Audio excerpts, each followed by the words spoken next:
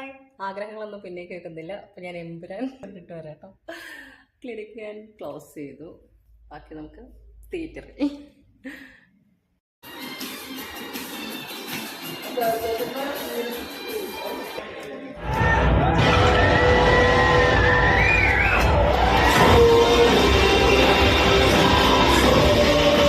എല്ലാ ഫീൽഡിനും അപ്ഡേഷൻസ് ഉണ്ടല്ലോ. അപ്പോൾ എമ്പുരാൻ എന്നത് മലയാളം ഫിലിമിലെ ഒരു അപ്ഡേറ്റഡ് വേർഷൻ ഓഫ് ഫിലിം തന്നെയാണ്. ഫിലിം ഒരു രക്ഷയില്ല കേട്ടോ, അടിപൊളിയാണ്. എനിക്ക് ഒരുപാട് ഇഷ്ടപ്പെട്ടു.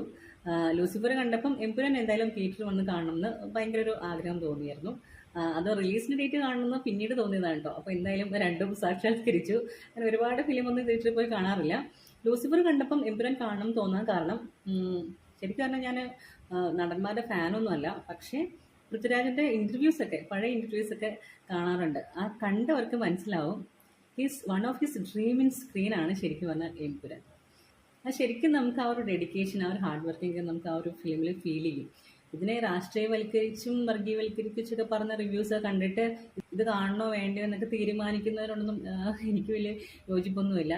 ശരിക്കും പറഞ്ഞ ഒരു ഫിലിം അല്ലെങ്കിൽ ഒരു കഥ എന്നൊക്കെ പറയണത് നമ്മളെ റിയാലിറ്റിയിൽ ഉൾക്കൊള്ളുന്ന കാര്യങ്ങളുണ്ടായിരിക്കും, പ്ലസ് ഒരാളുടെ ഭാവനയും കൂടി ഉണ്ടായിരിക്കുമല്ലോ. ഫിലിം എന്നത് 100% സത്യം മാത്രം സ്ക്രീനിൽ കാണിക്കുന്ന ഒന്നല്ല എന്നുള്ളത് നമുക്ക് ബോധ്യമായിട്ടുണ്ട് എന്നുണ്ടെങ്കിൽ പിന്നെ നമുക്ക് അങ്ങനെ ഒരു രാഷ്ട്രീയവൽക്കരിക്കാനോ വർഗീയവൽക്കരിക്കാനോ ഒന്നും തോന്നില്ല.